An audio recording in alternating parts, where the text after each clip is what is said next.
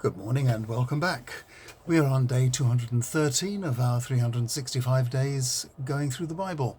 At the moment we're looking at the ministry of the prophets Isaiah and Jeremiah, and today we're starting on our study of Jeremiah. And this is Jeremiah's hard calling, described in Jeremiah chapter 1, verses 11 to 19.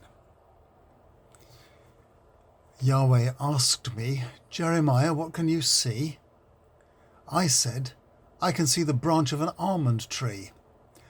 Correct, said Yahweh, and I'm watching, a word that sounds like almond in Hebrew. I'm watching to make sure that what I say will take place.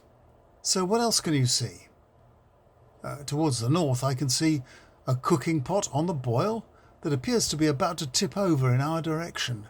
Yes, he said, destruction is going to boil over from the north over everyone living in this land. I am calling all the nations north of here to come. Their kings will set their thrones up at the Jerusalem gates and around its walls and around the other cities of Judah. My people have sinned and should be punished. They have left me and sacrificed to other gods. They have made idols and worshipped them. So, Jeremiah, get ready. Go and tell them what I will command you to say.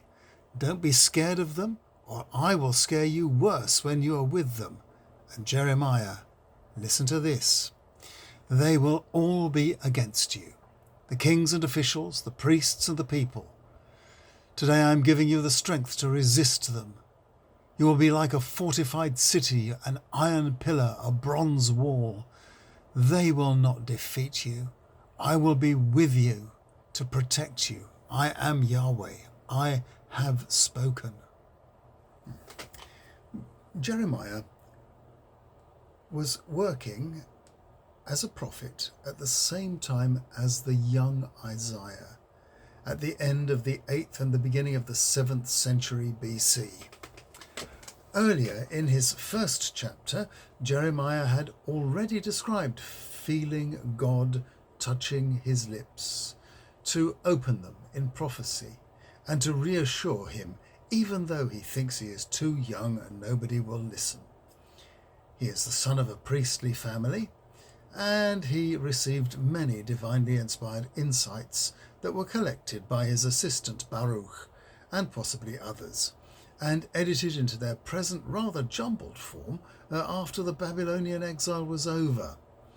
Rather than placing the episodes in chronological order as we might, the book falls into a number of thematic sections. Chapter 1 is about his calling.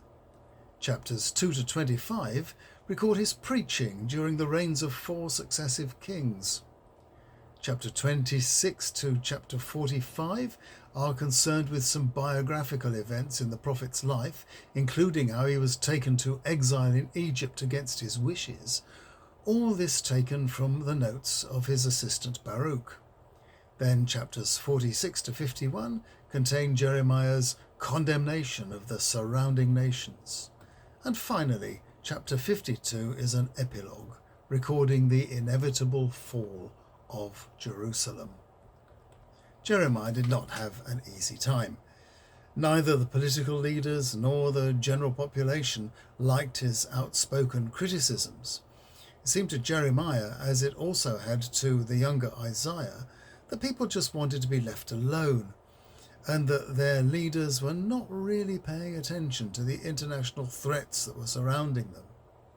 Jeremiah was a thorn in the flesh of the people and their leaders for a very long time. And to a certain extent, this book survived because, as was the case with Winston Churchill, Jeremiah was right about the dangers the nation was about to face. In these studies, I will bring to you 5 snapshots of his life and ministry, continuing tomorrow with the second, his observations about a threatened invasion. I'll see you then.